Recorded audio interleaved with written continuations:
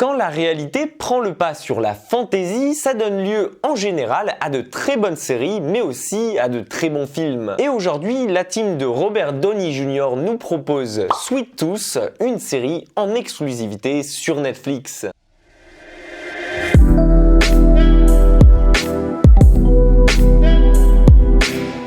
Sweet Tooth, c'est donc l'exclu Netflix qui est sorti ce vendredi et qui se décompose en 8 épisodes d'un peu plus de 40 minutes chacun. Il s'agit d'une adaptation du comics du même nom qui est sorti en 2009 et comme vous allez le voir, malgré son côté conte de fées, il avait pas mal anticipé de choses qu'il y a encore 2 ans on aurait cru impossible. Après une pandémie mondiale et un virus qui a décimé la moitié de la population, nous suivons un petit garçon et son père qui vivent reclus dans les bois, loin de toute civilisation. Mais on se rend rapidement compte que quelque chose cloche, puisqu'en effet, Gus n'est pas un enfant ordinaire. Il a 2 oreilles de biche et surtout, au sommet de son crâne, poussent 2 grands bois comme un cerf. Gus fait donc partie de ces hybrides. Craint de tous, voire même chassé pour leur rareté, son père avait décidé de l'éloigner du monde des hommes et des potentiels chasseurs qui pourraient l'empailler sur un mur ou pire chercheraient à le capturer pour effectuer tout un tas de bizarreries et de tests sur lui. Comme lui, ils sont donc très peu nombreux mais surtout disséminés à travers toute l'Amérique et la plupart vivent en autarcie. Seulement voilà, il ne peut pas être retenu dans cette forêt toute sa vie et ça son père en a conscience. Et c'est lorsqu'un jour ils se font attaquer et que son père meurt brusquement que Gus décide de quitter cette forêt avec comme but précis d'aller trouver sa maman génétique. Et c'est en chemin qu'il va rencontrer Shepard. Incarné ici par Nonso Anozie, il s'agit d'un ancien footballeur américain reconverti en chasseur et qui plus que tout, par-dessus tout, cherche à changer et veut l'aider à retrouver ses semblables. À travers ces 8 épisodes, nous allons donc suivre ce duo façon buddy movie dans une quête à travers des paysages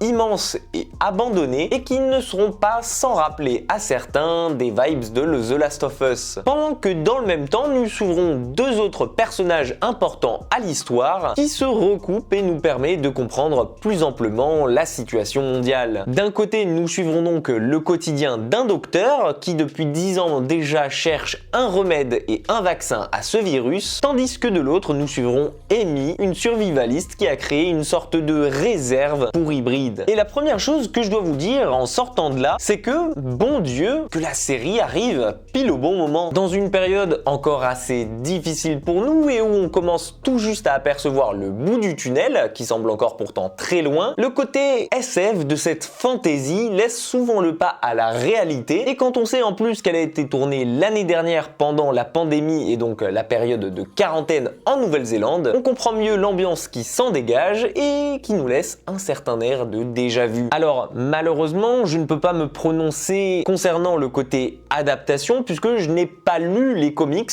à l'origine, mais en tout cas ce que je peux vous assurer c'est que si comme moi, vous aimez les films de fantasy à la chronique de Spiderwick, et bien ici, vous serez servi. Desservi ici par un scénario plus que bon et un duo qui, on va pas se le cacher, fait plaisir à voir, surtout grâce à Christian Ganveri, le petit garçon dans le premier rôle, et bien on prend plaisir à suivre nos 2 compères dans cette aventure qui fait tout sans forcer pour nous embarquer avec elle. Et ça fait plaisir. Tout se fait ici donc naturellement, et même si le contexte actuel n'y est pas pour rien puisqu'il nous aide plus facilement à nous projeter dedans, et bien ça reste quand même à noter ici puisque c'est beaucoup mieux fait que l'avait été la série Utopia. En même temps, c'est normal quand on voit qu'on parle de couvre-feu, de restrictions sanitaires, de quarantaine, de consommation de masse, de surproduction et qu'on voit aussi beaucoup de masques portés à l'écran, et bien c'est beaucoup de thèmes réels qui empiètent sur la fantaisie mais qui permettent en quelque sorte à nous projeter rapidement dedans. Et c'est parfois même à se demander comment Jeff Lemire, le créateur de cette BD, a réussi à voir aussi juste dans une fantaisie 10 ans auparavant.